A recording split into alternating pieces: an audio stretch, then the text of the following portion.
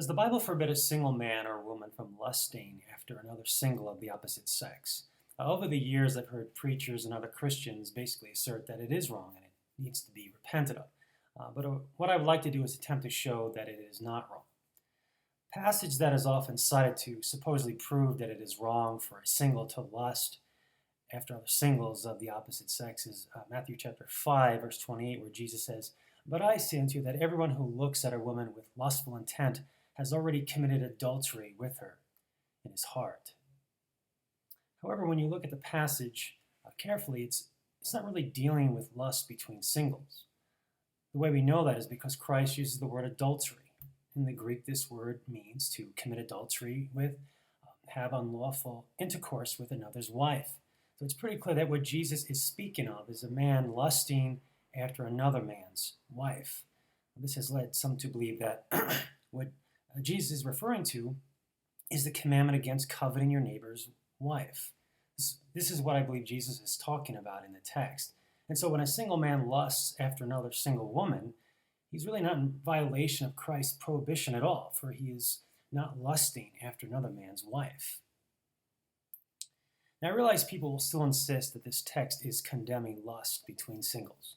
Now, if you believe that, I would challenge you to harmonize such a conclusion with the practice of courtship itself, which by its very nature ultimately entails lust. Keep in mind that the word that Jesus uses for lust in Matthew 5, verse 28, does not necessarily imply sexual desire, but simply means strong desire, which is basically what it means in the Greek. And so when it comes to courtship, when a man is pursuing a woman, he is ultimately lusting after her. Even if he never has a single sexual thought about her, he's still desiring her in a very strong and powerful way because he's considering becoming one flesh with her and spending the rest of his life with her. And that can certainly be considered a strong desire or lust. The man can label the courtship with any spiritual sounding terms that he wants. He can call it a Christ-centered relationship. He can call it a godly courtship. But that does not change the fact that what he is ultimately doing is lusting after her. And so if you're going to assert that Christ's words about lust apply to singles, then that logically implies courtship itself, where a man pursues a woman, is a sinful, adulterous practice, and therefore it should be forbidden.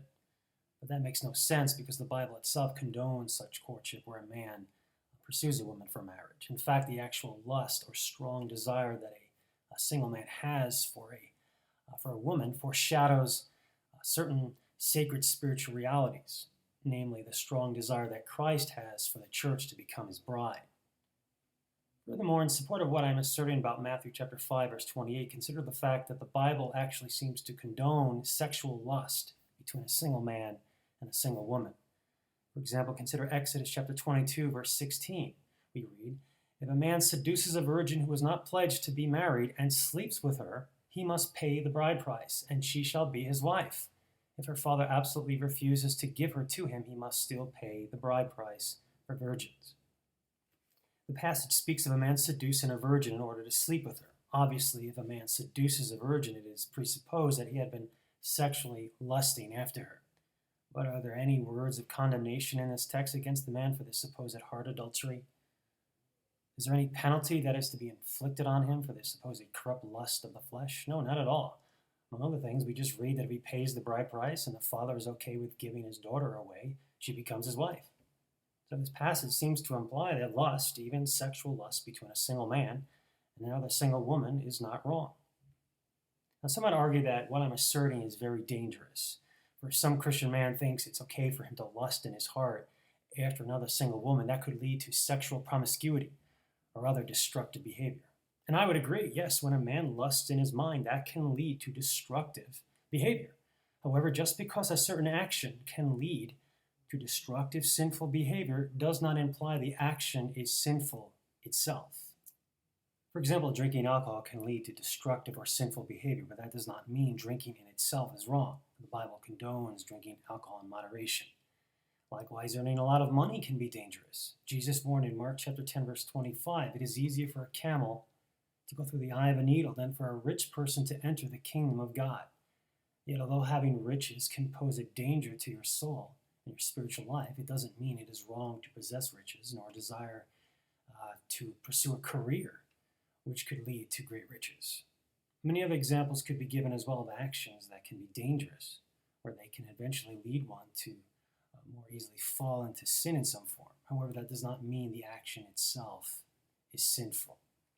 Now, I'm not saying it's okay to look at pornography where one is looking at the nakedness of someone else, which the Bible forbids, nor am I saying that premarital sexual relations is okay. The Bible forbids that as well. I'm just addressing a natural, God-given, healthy tendency singles have to lust after those of the opposite sex. To my knowledge, there seems to be nothing in the Bible that condemns this. It just seems to be something that comes naturally to us to help us find people we want to be with.